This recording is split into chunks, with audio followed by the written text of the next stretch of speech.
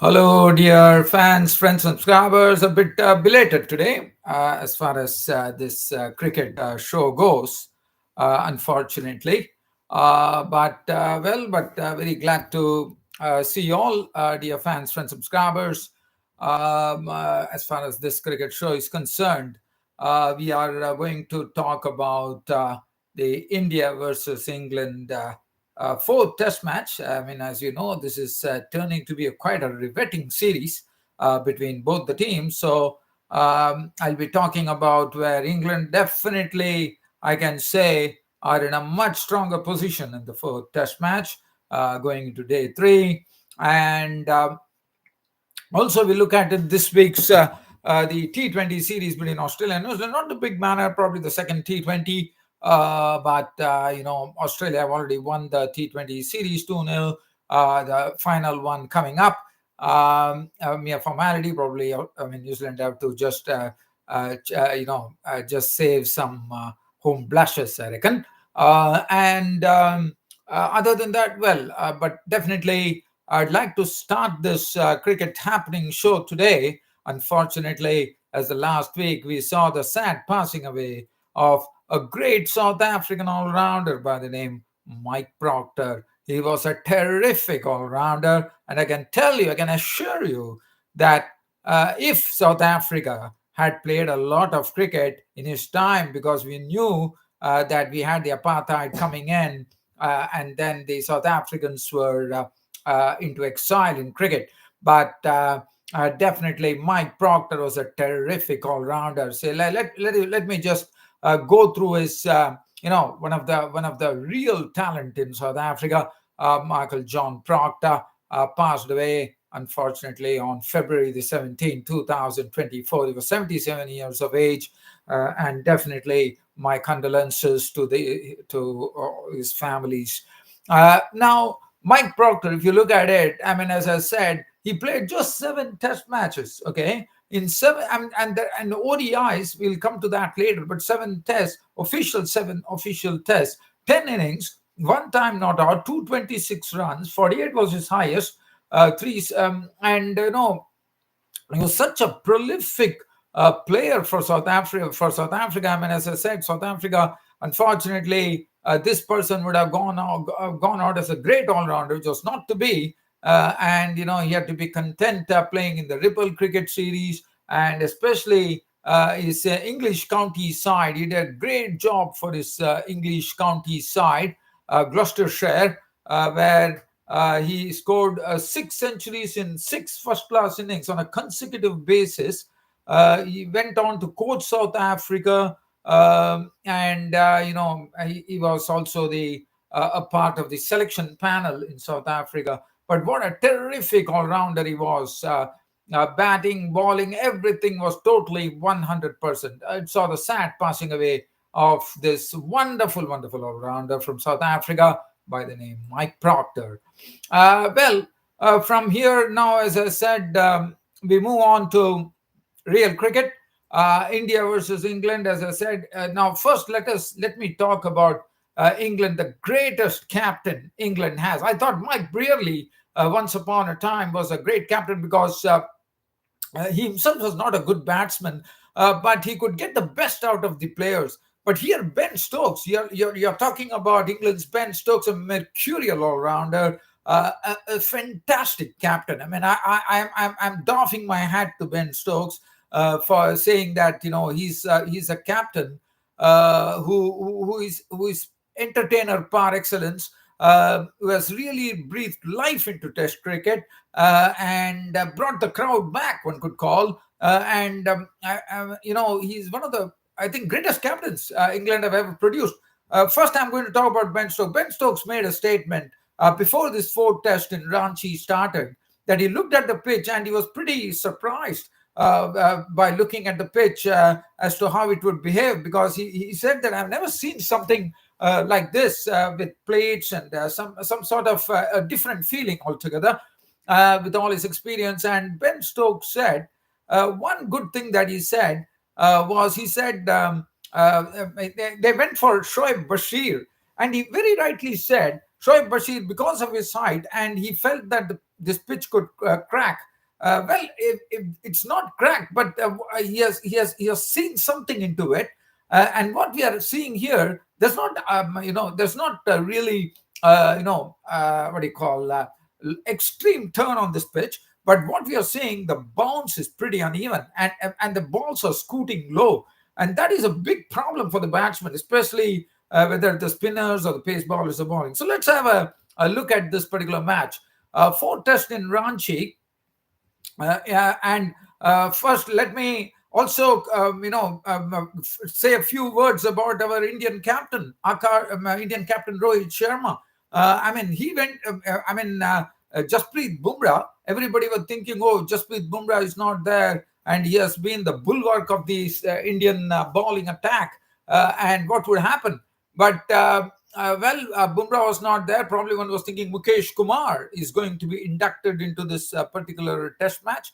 But there was a surprise of surprises. Akash Deep, who has been doing great work against the England Lions, definitely caught the eye of the selectors. And what I liked about the approach from the Indian selectors, Rohit Sharma, Rahul Dravid, they really thrust this young bloke, Akash Deep, into the firing line, and they felt that Akash Deep they gave him a debut. And let me talk about this bowler. What a splendid over. He's bowling his first over, and he gave a nasty delivery to Zach Crawley. Almost it was coming onto his face. And I like the complete body language of this bowler Akash Deep. He runs in with like a real burst of energy. There is a lot of aggression in him when he bowls. And I really like the look of this bowler. He looks to be a very good bowler. And what he does, he bowls at probably 140 clicks, and he moves the ball both ways at some real pace. And that is a really refreshing feature. These are something that I would like to point out about Akash Deep. And when I saw him, I was so impressed. He has a good bouncer, gets the ball to jag in and jag away at good pace. He surprises the batsman as well. And In fact, he was the one who actually gave India the breakthrough.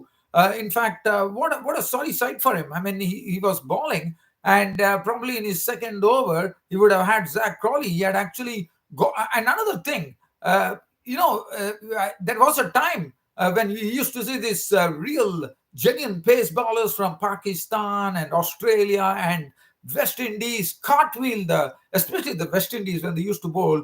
The stumps used to go cartwheeling. Michael Holding, Colin Croft.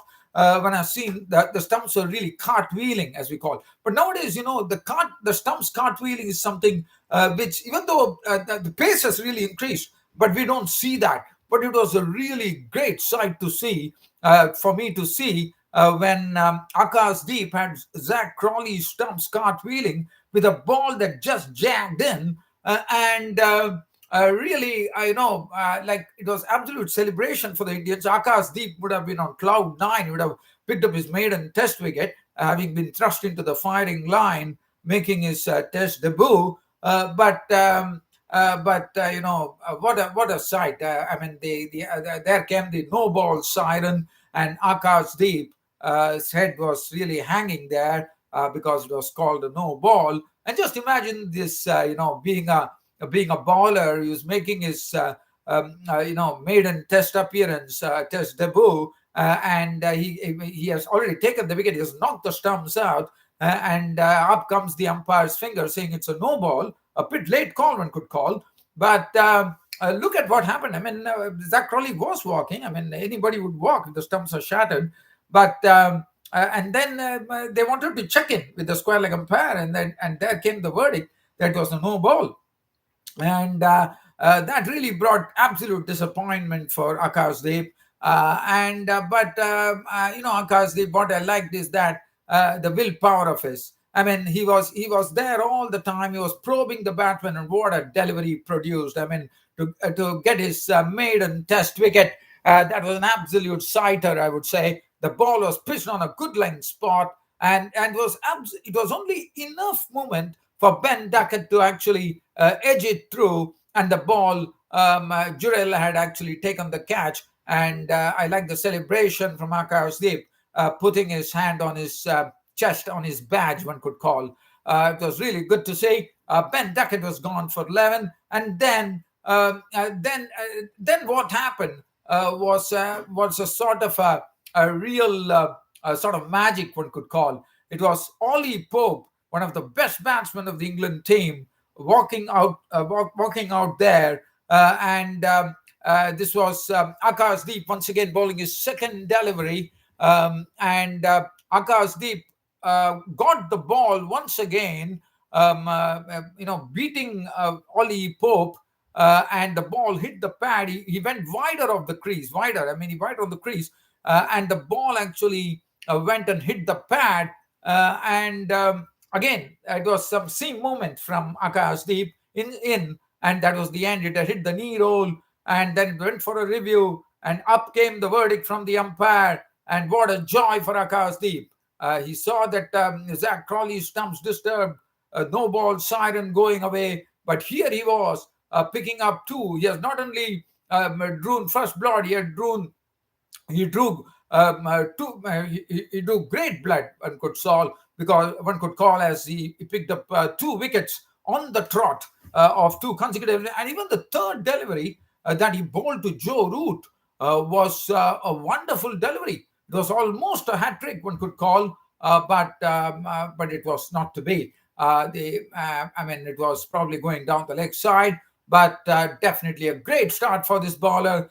He has come for some great praise from even the Indian cricketing experts who have seen him in action. And as I said, I really like the look of this bowler, Akash Deep, because you're knocking, as I said, he set the stumps cartwheeling, and also he hits the top of the off stick. You hit the top of the off stick of the stumps, top of the stumps, or the base of the stumps, then you are definitely a wonderful bowler. And I think Akash Deep he has really shown some great promise here, and one hopes for India's sake that he goes a long way. Other than that, if you look at that England card there, after Akash Deep had actually struck the early blows, it was Zach Crawley. And Zach Crawley, he's someone, when he plays his strokes, I call it imperious stroke making. And one blow of Mohammad Siraj absolutely stood out, just stood there and slammed Siraj into the crowd.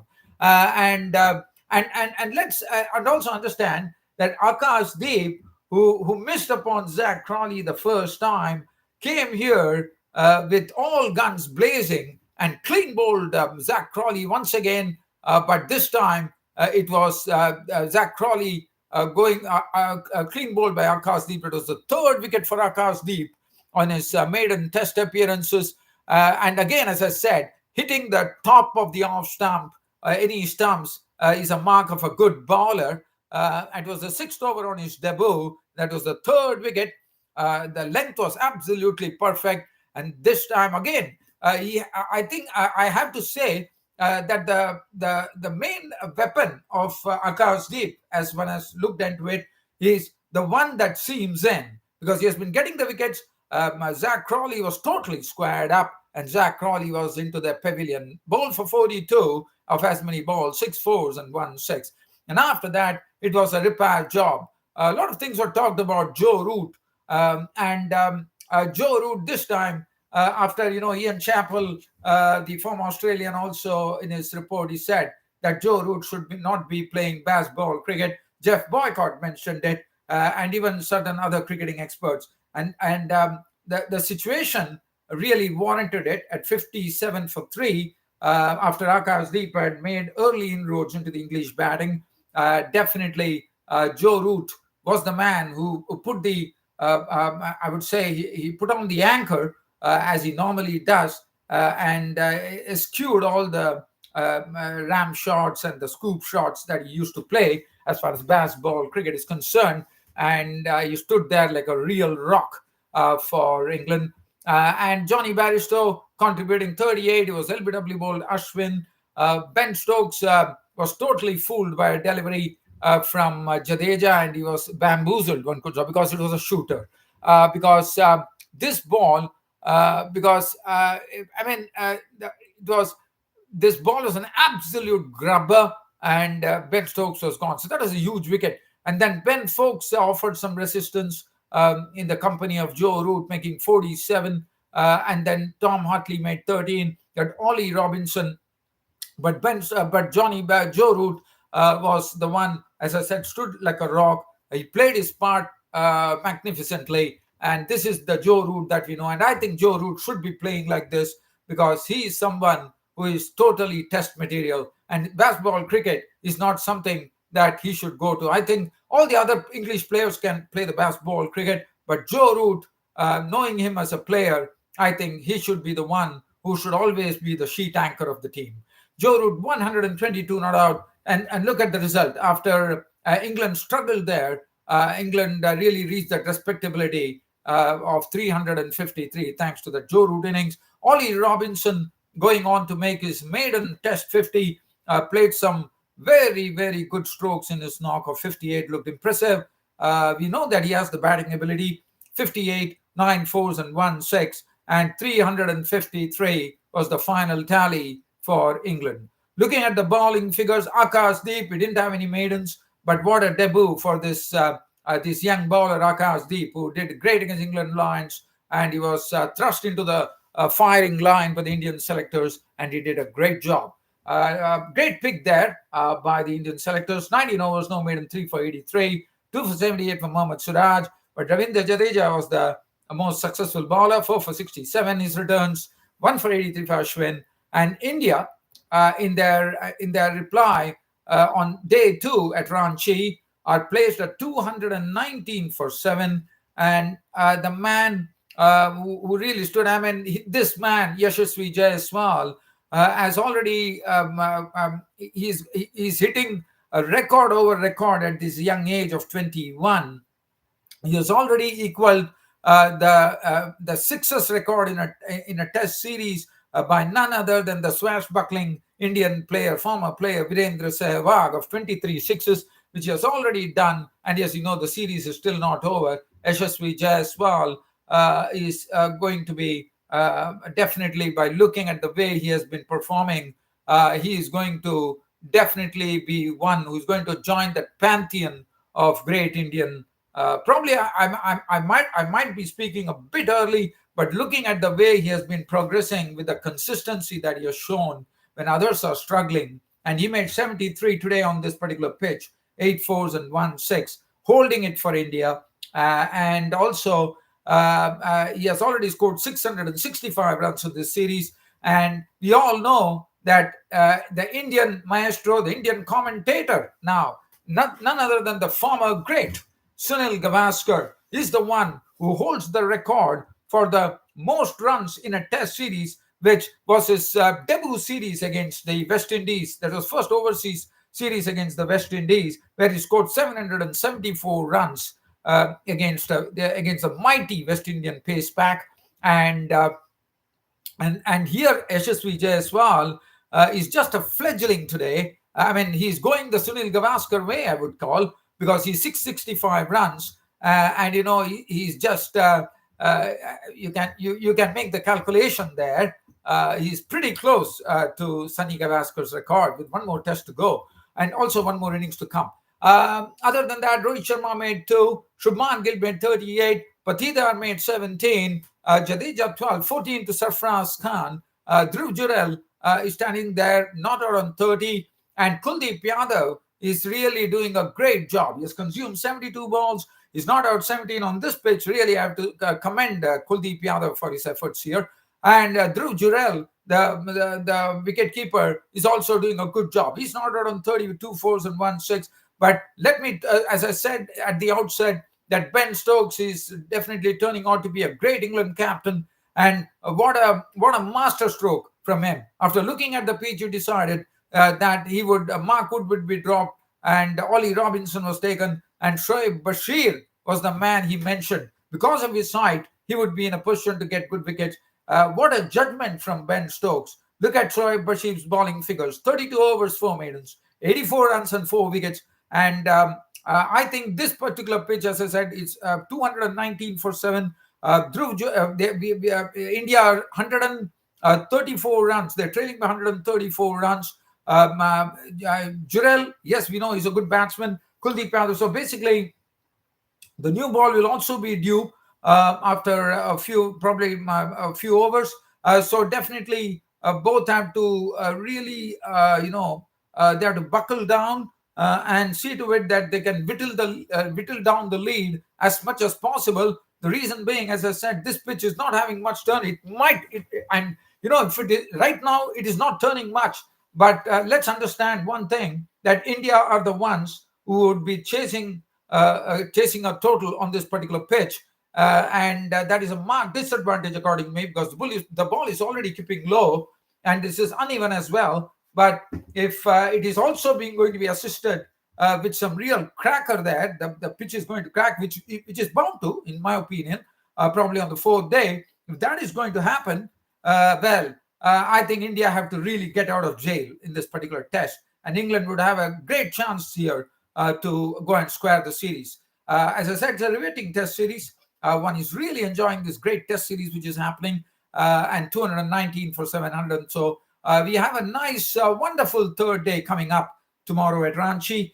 And just a skimmer here due to lack of time. As you know, the Australians are dominating the New Zealand in New Zealand in the Chappell Hadley Trophy Series, and especially the first T20 was won by Australia, but the second T20 in Auckland, one has to definitely say that Australia did a great job. After looking at that pitch in Eden Park in Auckland, it was looking like it was playing in the like as if it was a Waka pitch in Perth in Australia, with great pace and bounce. And Australia also did not muster much. They were out for 174, but their bowlers did a great job of bowling the Kiwis out for 102 to close the series, to win the series. So definitely the bowling, it was 4 wickets for Adam Zampa, but definitely the pace bowlers, all the